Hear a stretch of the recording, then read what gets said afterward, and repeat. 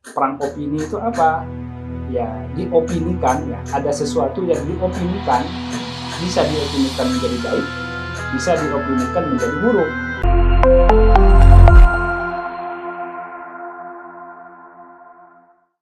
Assalamualaikum warahmatullahi wabarakatuh. Alhamdulillah saat ini kita sedang berada di rumah Ustadz Mahradi. Beliau adalah Kepala Biro Humas DPP Hidayatullah. Nah, ini sangat menarik. Kenapa kita bersilaturahmi di sini? Karena di era digital seperti ini, dakwah itu harus beradaptasi untuk bagaimana caranya bisa menjangkau para mad'u melalui dunia digital. Apalagi kalau pandemi seperti ini ya. Kalau pandemi seperti ini kan orang harus WFH. Nah, itu di situ letak-letak kreativitas para dai, gimana caranya bikin konten atau istilahnya ya konten lah untuk bisa menjangkau para mad'unya. Nah, sebelum kita membahas lebih jauh tentang dakwah di dunia digital ini, kita ingin bertaaruf dulu dengan Ustadz Mahradi. Assalamualaikum Ustadz. Waalaikumsalam warahmatullahi wabarakatuh. Gimana kabar Ustadz? Alhamdulillah. Sebelumnya Ustadz, boleh nggak cerita sedikit tentang gimana cara Ustadz ini ceritanya berkenalan dengan Hidayatullah hingga akhirnya menjabat sebagai Kepala Biro Humas? Ya, baik. Dunia saya ini kan sebetulnya dunia jurnalis ya. Dunia jurnalis awalnya, bukan dunia humas. Di jurnalis dan humas itu dua hal yang berbeda sebetulnya, karena jurnalis itu tugasnya mewawancarai orang, sedangkan humas itu tugasnya diwawancarai. Jadi dua hal yang berbeda sebetulnya. Nah, jadi selepas dari kuliah dulu, saya sudah aktif di jurnalis sebagai wartawan, kemudian di beberapa media. Lalu tahun 2003 itu baru saya berkenalan dengan Hidayatullah. Ada beberapa Ustadz Hidayatullah, ada Ustadz Hamim Tohari yang memperkenalkan Hidayatullah kepada saya, kemudian Ustadz Zikrullah itu juga memperkenalkan Hidayatullah kepada saya tahun 2003 itu. Nah, kemudian saya sempat diundang ke Gunung Tembak ketika itu tahun 2003 atau 2002, sekitar itulah itu. Saat itu ada fitnah yang melanda Gunung Tembak, bahwa di sana ada pelatihan macam-macam dari situ. Kemudian saya diminta ke sana sebagai seorang jurnalis media nasional ketika itu, untuk membuktikan apakah benar seperti itu. Ternyata tidak. Nah, disitulah saya berkenalan dengan Hidayatullah, melihat langsung Gunung Tembak seperti apa. Lalu tahun 2007 saya betul-betul bergabung ya. Kalau tadinya 2003 mengenal, tolong ya, kemudian tahun 2007 saya betul-betul bergabung di Hidayatullah, diminta amanah sebagai pemimpin redaksi di majalah Suara Hidayatullah serta di situs hidayatullah.com. Nah, kemungkinan besar pihak Hidayatullah kepingin ada sentuhan, mungkin ya sentuhan jurnalis di media-medianya. Kemudian saya diminta di situ, ya saya bersyukur karena memang ya itu sebuah anugerah ya, bisa bergabung dengan sebuah lembaga harokah yang bagus gitu ya, yang bisa mendidik saya, mengenalkan saya lebih jauh pada Islam gitu ya. Nah, kemudian dari 2007 kemudian saya aktif di majalah, di situs.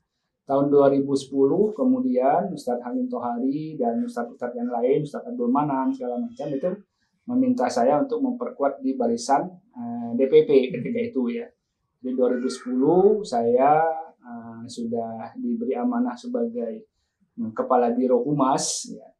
Nah, ketika itu Ustadz Abdul Manan sebagai Ketua Umum ya. Kemudian 2015 ketika ada pergantian lagi, saya masih diminta oleh Ustadz Nasrul Haq untuk mendampingi beliau di kehumasan ya. Dan barusan kemarin Munas ya tahun 2020 gitu ya, akhir ya, itu ya saya diminta lagi untuk memperkuat ini. Jadi mudah-mudahan ini adalah periode terakhir saya, karena saya harus mengkader orang lain, mengkader anak muda supaya bisa tumbuh gitu ya, menggantikan yang muda, rejuvenasi gitu ya. Ya mudah-mudahan nanti ke depan memang sudah ada generasi-generasi yang akan menggantikan saya di posisi. Amin. Ya, Ustaz. Tadi menarik sekali kita mendengar tentang bagaimana Ustaz dimintai tolong oleh Hidayatullah untuk, kalau saya kira itu kontra fitnah apa gimana nanti sebutannya Ustaz. Ketika Hidayatullah itu difitnah, kemudian melalui jurnalisme bisa kita membuktikan bahwasanya kita ini tidak seperti apa yang difitnahkan orang. Ya. Seperti itu Ustaz. Karena begini, jurnalisme gitu ya, atau mungkin media massa gitu ya, itu adalah alat untuk perang opini gitu ya. Perang opini itu apa? Ya, diopinikan ya, ada sesuatu yang diopinikan, bisa diopinikan menjadi baik, bisa diopinikan menjadi buruk. Yeah. Tergantung siapa yang membuat opini. Sementara tugas wartawan kan hanya merekam opini, memberitakan. Yeah. Nah, jadi ada narasumber macam-macam yang beropini, itu kemudian diberitakan oleh narasumber, ya tergantung dengan misi media itu. Kalau misinya ingin menjatuhkan, ya opini-opini buruk yang akan dia sebar. Narasumber dalamannya itu kan perang opini di media massa. Itu yang terjadi dulu ya, zaman dulu. Nah, zaman dulu itu memang banyak opini-opini negatif kepada pergerakan Islam gitu ya. Ketika itu sedang marak Al-Qaeda ketika itu ya. Kemudian ada juga pengamat-pengamat dari luar yang kemudian membuat opini-opini negatif gitu ya. Padahal sebetulnya opini itu namanya juga opini ya, tidak benar. Nah, fitnah atau opini itu kemudian melanda juga di Hidayatullah gitu ya. Nah, ya untuk mengcounter itu pihak Hidayatullah lalu mengundang wartawan untuk datang langsung, silakan lihat kampus kami, begitu kira-kira ya. Silakan lihat, kami terbuka. Silakan lihat, menginap di tempat kami, mengamati semua penjuru-penjuru di Gunung Tembak ini, kata mereka. Lihatlah apakah benar yang dikatakan oleh media, itu media luar yang mengatakan itu. Kalau tidak salah, saya lupa media luarnya itu ya. Nah, kemudian saat itu saya ada wartawan Jawa Pos, ada wartawan saya ada 10 jurnalis ketika itu diundang ke Gunung Tembak. Nah, kita menyusuri itu celah demi celah di Gunung Tembak. Memang tidak ditemukan apa-apa. Malah kita disambut dengan baik, disambut dengan hangat, dipeluk, gitu ya, disajikan makanan. Wah, itu luar biasa penyambutannya. Nah, saat itulah saya tertarik, ini pesantren luar biasa. Bukan pesantren biasa ini. Ini akhlaknya luar biasa di sini. Nah, justru dari fitnah itu berbuah orang kepengen tahu fitnah itu seperti apa sih sebetulnya gitu ya. Nah, dari situlah kemudian saya menulis ya di media yang tempat saya bekerja dulu, ditampilkan satu halaman penuh ketika itu ya, dan semua orang ingin tahu sebetulnya Hidayatullah itu adalah sebuah organisasi yang berkeinginan untuk melihat bangsa ini maju berperadaban, kira-kira begitu. Iya. Kalau kita bisa tangkap ya mengenai fitnah itu sebenarnya ketika nggak ada hal seperti yang dituduhkan dalam fitnah itu ya terbuka saja gitu ya Ustaz ya.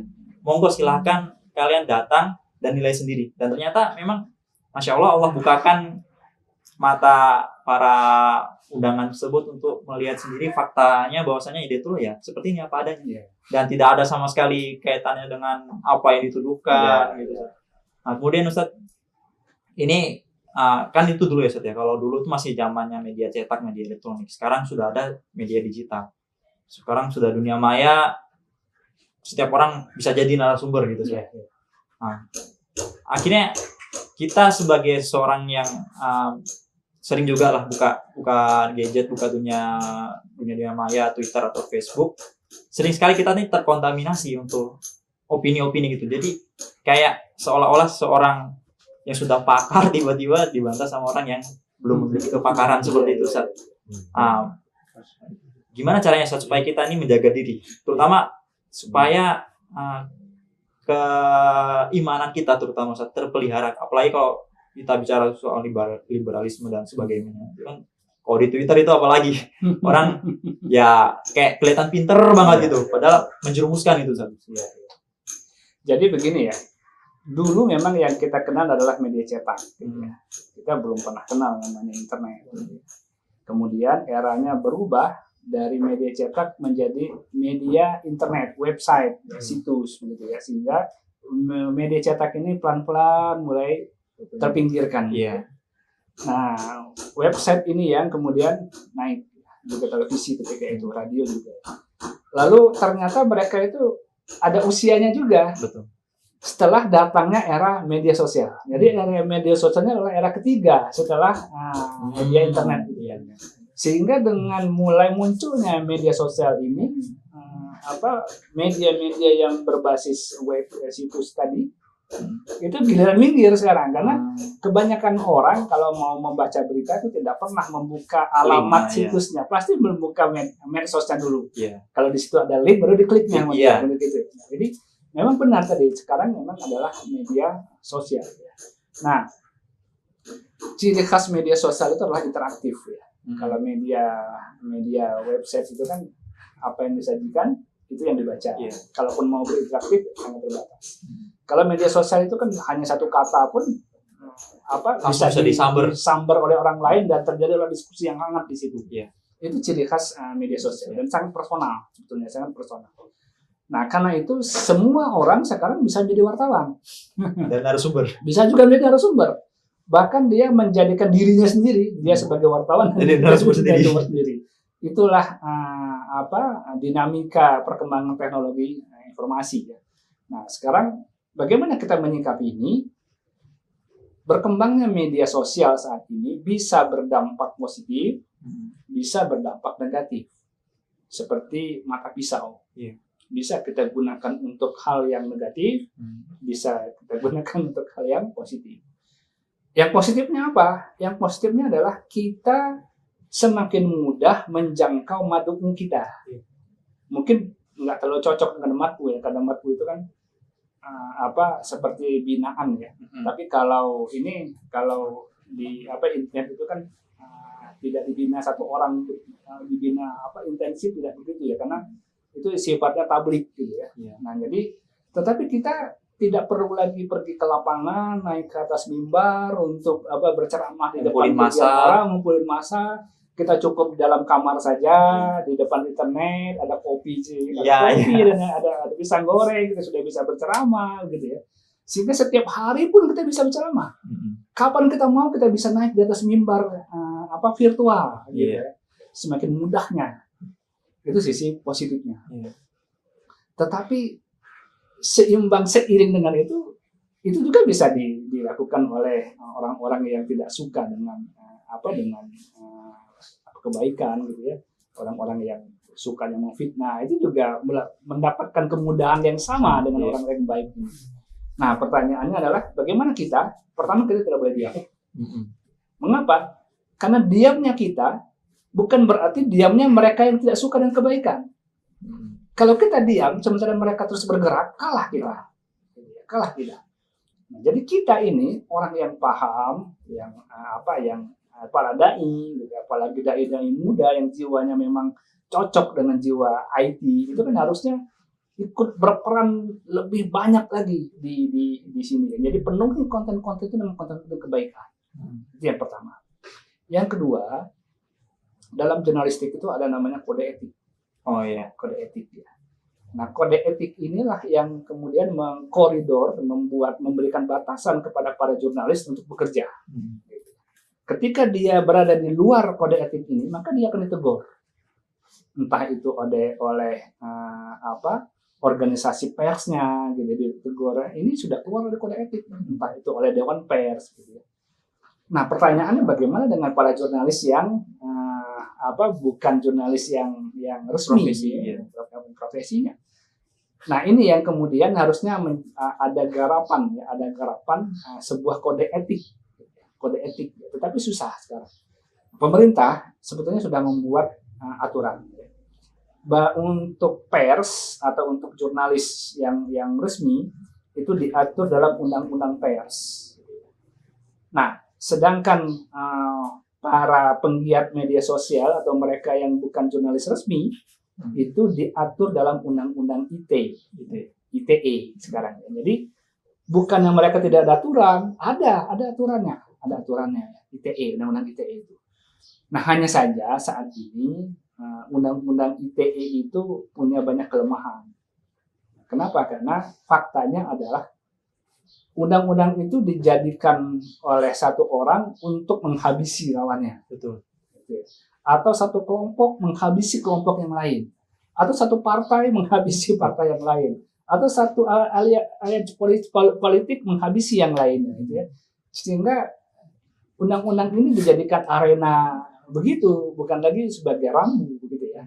Nah, ya alhamdulillah saat ini pemerintah membuka peluang untuk merevisi undang-undang ITE itu. Nah, sehingga mudah-mudahan nanti bisa semakin baik. Hanya saja untuk kita sebagai Muslim, ya, kita sebetulnya kan aturan main kita itu kan adalah Al-Quran dan Hadis. Ya. Nah, inilah aturan main di kita. Dalam Al-Quran dan Hadis itu kan sebenarnya sudah sangat jelas rambunya. Nah, para jurnalis Muslim saat ini sedang membuat namanya Kode Etik Jurnalis Muslim. Nah, ini bukan hanya bisa dipakai oleh para jurnalis yang formal, tetapi bisa juga digunakan oleh mereka yang bukan jurnalis formal tadi. Karena apa? Karena dalam kode etik itu misalnya tabayun. Kita kan sudah ada aturan di situ ya. Tidak boleh kita melakukan tuduhan kalau sebelum kita melakukan tabayun, gitu kan. Nah, ada tabayun, kemudian kita juga harus memastikan bahwa narasumber kita itu kompeten untuk bicara. Jangan sampai kita bicara tentang A lalu kita cari-cari narasumber yang tidak berkompeten supaya dia bicaranya begini-begini, itu juga tidak bisa. Jadi ini perlu ya. Nanti mudah-mudahan ke depan akan lahir mungkin sebuah karya atau sebuah buku ada yang mengupas tentang ini. MUI ini sudah bikin aturan main bermedia sosial. Ada sekian, luar biasa itu ya. Cuman mungkin sayangnya tidak tersosialisasi dengan baik sehingga banyak orang yang tidak paham. Ya, tugas kita lah yang mensosialisasikan itu ya, karena aturan main itu dasarnya adalah hadis di sini jelas di sini. Karena para MUI itu kan adalah kumpulan dari ulama-ulama. Nah, itu yang harus kita, jadi aturan main harus kita buat, kemudian harus kita sosialisasikan, kemudian harus kita pastikan bahwa kaum muslim ya, terutama anak muda paham soal ini dan tidak kemudian melanggar. Iya. Ini juga sering jadi dilema Ustaz sebenarnya. Kalau kita melihat orang-orang ya katakanlah buzzer lah Ustaz, menabrak semua norma-norma, nah, apakah kita sebagai seorang muslim terutama ya anak-anak muda itu kan wah nggak bisa gitu dong, mereka kok mainnya kayak gini caranya, ya akhirnya kita juga ikut nabrak normanya. Ya gimana ya, mau kita masa mau diem aja digituin, difitnah apa segala macam gitu Ustaz. Begini ya, jadi dalam semua perjuangan itu kita harus yakin bahwa Allah membimbing. Nggak bisa kita mereka berbuat curang, kita juga harus berbuat curang, nggak begitu ya. Walaupun dalam peperangan itu ada kaidah yang mengatakan bahwa ya boleh saja dalam berbohong dalam peperangan bersiasat gitu. Tetapi perang opini itu beda dengan perang di luar. Kalau perang senjata itu kan saya sering mengumpamakan begini. Kalau perang senjata itu seperti arena tinju. Kedua belah pihak berhadapan-hadapan. Yang kalah itu gampang terdeteksi. Siapa yang roboh dia kalah. Kalau arena perang opini itu bukan seperti arena tinju, tetapi seperti jalur lintasan orang lomba lari. Oh iya, gitu. Kenapa? Karena lawan kita bukan di depan, lawan kita ada di samping. Kita cuma mengalahkan depan ini bukan dengan meninju dia, tetapi dengan berlari kencang mungkin supaya kita nomor 1 di depan. Nah, jadi berbeda sekali perlakuannya. Nah, karena itu ketika kita bermedia sosial atau berperang opini di sini, kita tidak boleh melakukan kecurangan-kecurangan karena publik akan melihat. Itu orang curang itu. Kalaupun dia berhasil dalam opininya, tapi publik melihat dia berhasil karena curang, karena sering berbohong, habis dia. Nah, disinilah kemudian kita harus yakin bahwa Allah itu akan menyertai kita karena kita memang memperjuangkan kebenaran. Iya. Kalau di dunia digital apalagi dunia internet sekarang kayaknya kesabaran tuh kayak nilai yang sangat mahal ya, karena waduh kita sebagai instansi terus ngelihat orang beropini seperti itu pengen libas aja ya, kemudian ya akhirnya kayaknya blunder ke diri kita sendiri gitu saja. Jadi orang-orang wah masa orang yang berdakwah Islam kayak gini kelakuannya. Ya Allah, nauzubillah min dzalik ya. Semoga kita nggak seperti itu. Kemudian Ustaz, untuk ini kan sudah setahun ini kita pandemi. Alhamdulillah banyak sekali ustadz-ustadz atau mubaik-mubaik yang survive, merevolusi jalan dakwahnya dengan bermedia sosial, kemudian membuat pengajian secara Zoom. Nah, itu apa saja mungkin Ustadz yang bisa diperhatikan untuk kita-kita yang ingin merubah jalan dakwahnya untuk sementara ya, kalau misalnya dalam pandemi ini dalam menggeluti dunia digital. Ya. Jadi begini ya, dalam dunia digital itu kita seperti berbicara di pasar, bukan berbicara di sebuah kelas. Kalau sebuah kelas itu kan kita tahu siapa kita berbicara, kita tahu ini ada 40 orang teman kita bicara, 40 orang ini pendidikannya semuanya rata-rata adalah SMA misalnya begitu ya. Kemudian mereka ini kondisi ekonominya begini, tahu kita, sehingga kita ngomong kita bisa menyesuaikan dengan mereka. Nah, kalau di internet itu nggak bisa begitu, kita nggak tahu dengan siapa kita bicara, statusnya sebagai apa, apakah di sana ada orang yang membenci kita, apakah di sana ada kaum munafik, apakah di sana ada apa gitu ya.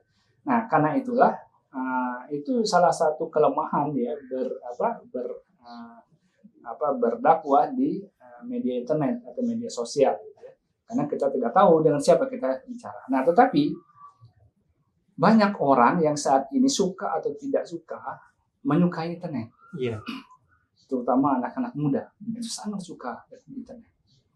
Karena itu kalau kita tidak masuk ke dunia ini, ketinggalan kita. Mereka tidak mau lagi mengaji di masjid talaki itu, mereka tidak suka. Mereka sukanya begini. Iya. Sehingga mau tidak mau kita harus masuk. Nah, masuknya kita harus dengan strategi.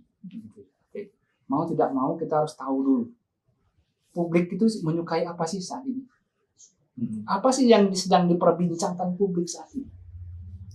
Nah, kita harus melakukan survei awal. Jangan sampai publik sedang membincangkan ini, tiba-tiba kita hadir dengan sebuah tema yang berbeda. Nggak akan didengar kita. Begitu.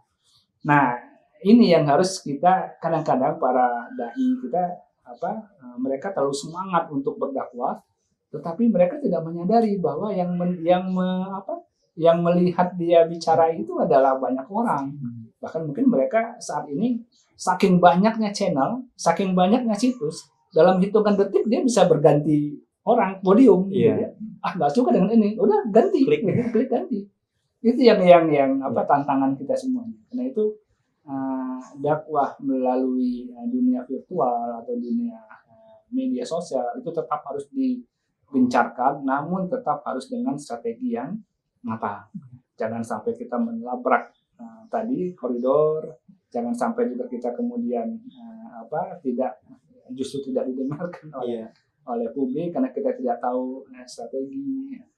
Nah, ini kemudian yang kedua dunia digital itu kan bukanlah dunia yang terkurikulum dengan baik gitu ya. Seperti kita di sekolah. Kita kalau di sekolah kan hari ini kita belajar tentang ini, besok kita melanjutkan ya. Belum tentu yang membayang itu tidak bisa, karena itu memang dunia digital itu hanyalah dunia dasar, memperkenalkan saja. Nah, mereka yang kemudian tertarik dan ikut itu harus direkrut dan dibina tidak lagi dengan cara ini. Jangan terus dengan begini saja. Ini kita nanti tidak ada kelanjutannya. Iya. Nah, mereka yang kemudian tertarik dengan dakwah kita itu harus kita himpun. Kita harus melakukan pembinaan dengan cara offline. Karena bagaimanapun pembinaan dengan offline itu jauh lebih bagus daripada pembinaan secara virtual. Transfer ruh, apalagi kalau kita itu berhalakoh gitu ya. Itu jauh lebih. Ketika kita bicara, kita bisa melihat siapa teman kita bicara, bagaimana mukanya, senyum atau tidak. Bahkan kita senyum pun itu beda pengaruhnya dengan itu ya, dengan video call. Iya, segitu. Ini juga problema juga sebenarnya saat kita kan kalau dulu itu ya kalau mau ngaji fikih ke kiai ini, mau ngaji hadis ke kiai ini, tafsir ke kiai ini. Kemudian ketika dunia digital ini justru para dai ini harus kreatif melihat pasar ini sebenarnya apa sih yang dimau Nah ini sebenarnya agak ini juga, kalau kasihan juga kepada dai-dai yang sebenarnya gimana ya, masih harus melihat audiens itu ataupun netizen itu gimana caranya supaya mereka tertarik sama dakwahnya itu, Ustaz. Ada nggak kira-kira Ustaz ya kiat-kiat apa supaya para dai-dai digital ini bisa menarik netizen? Kan nggak semuanya sesuai dengan selera netizen gitu, Ustaz. Jadi begini, itulah namanya bersinergi. Jadi dakwah itu memang tidak bisa dilakukan sendirian, harus bersinergi, harus berjamaah. Nah, di antara ustadz-ustadz kita ini harus ada mereka yang piawai dengan kondisi tadi, menarik, membuka gerbang lewat digital tadi. Dan kemudian mereka yang kemudian tertarik ini kemudian dibawa, itu diantarkan kepada para ustadz yang memang siap membina dengan cara offline. Gitu ya. Kalau memang biasanya kan anak muda yang suka dengan ini ya. Sementara ustadz yang lebih berpengalaman, yang kemudian ilmunya lebih dalam segala macam, mereka kemudian melakukan pembinaan yang lebih intensif dengan offline. Nah, kita melakukan mengantar mereka, mengantar masyarakat ini kepada mereka yang itu, yang tadi. Nah, kalau di Hidayatullah itu kan ada sudah ada namanya departemen perkaderan, ada departemen pembinaan anggota, ada departemen dakwah. Nah, departemen dakwah ini yang tugasnya di luar tadi.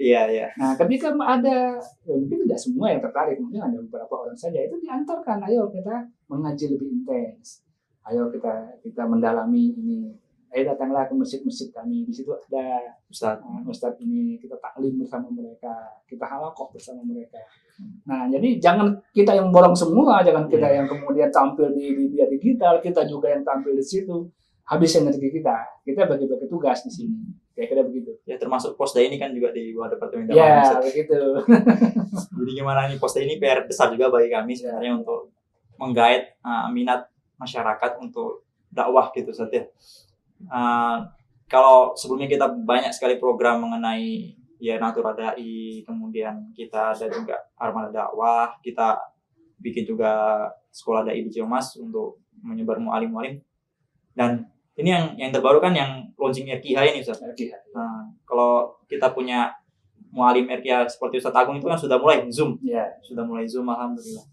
Dan Ustaz, yang terakhir sebelum closing, minta gimana pendapatnya Ustaz supaya masyarakat ini bisa lebih tertarik lagi di dunia dakwah, meskipun ya nggak berkecimpung secara langsung gitu Ustaz. Jadi begini ya, dalam banyak hal itu ada semacam Nabi Nuh saja, dia ini sudah berdakwah selama 900 tahun gitu ya. Seorang nabi. Yang perkataannya pastilah bagus, akhlaknya pastilah bagus. Tetapi ternyata yang mau ikut beliau hanya sedikit sekali. Begitu juga dengan Nabi Isa. Yang menarik adalah begini. Ketika para penyihir Nabi Musa, Fir'aun beradu dengan Nabi Musa ketika itu penyihir itu loh. Penyihir yang berbuat kesirikan, kan sebelumnya kesirikan. Ketika mereka beradu dengan Nabi Musa, lalu sihir mereka habis semua dengan tongkat Nabi Musa, apa yang terjadi kemudian? Penyihir ini kemudian menjadi pengikutnya Nabi Musa. Dalam begitu drastisnya, sekonyong-konyong. Ujuk-ujuk gitu kan. Bahkan tidak sekedar itu. Ketika Fir'aun kemudian marah besar melihat perubahan di para penyihirnya, kemudian disiksa, bahkan dibunuh para penyihir ini, mereka tetap aja. Apa yang terjadi di situ? Nah, inilah yang kadang-kadang kita lupa, bahwa sekuat apapun kita mendakwahkan kepada orang lain, gitu ya, tetap saja kita tidak punya kemampuan. Orang bisa sekonyong-konyong sadar seperti para penyihirnya Fir'aun, atau bahkan orang bisa berkali-kali tidak akan sadar seperti pengikutnya Nabi Nuh. Nah, karena itulah ikhtiar yang sekuat apapun tanpa disertai dengan doa, gitu, tanpa disertai dengan penyerahan diri yang luar biasa kepada Allah. Minta bantuan karena hanya Allah yang bisa merubah mereka, bukan kita. Bukan juga peralatan yang kita punya. Secanggih apapun peralatan kita punya, tidak ada artinya apa-apa. Nah, karena itulah itu harus diiringi dengan itu. Kita minta betul-betul kepada Allah. Kalau Allah mau, walaupun peralatan kita sangat sederhana, gampang saja. Mereka akan bisa berubah. Nah, ini yang selain tadi ya, di profesionalitas itu kita tingkatkan terus. Tapi itu jangan lupa bahwa sebenarnya tidak akan berguna sama sekali kalau kita tidak meminta kepada Allah. Ya, baik. Terima kasih Ustaz atas nasihatnya. Kami juga mohon doanya. Semoga kami di Pusdai terus istiqomah dalam jalan dakwah ini. Dan juga alhamdulillah terima kasih juga ilmunya Ustaz. Semoga kami juga para sahabat dai sekalian yang ada di rumah dapat mengambil manfaatnya. Terutama memang betul-betul ini menyentuh kehidupan kami ya, dunia berdigital itu. Semoga kedepannya bisa lebih baik lagi bagi kami. Baik, demikian perjumpaan kita dengan Ustaz Mahladi. Semoga manfaat. Sampai jumpa di video selanjutnya. Assalamualaikum warahmatullahi wabarakatuh. Waalaikumsalam warahmatullahi wabarakatuh. Belanda ini memiliki kedekatan tersendiri secara historis, secara kultural dengan Islam.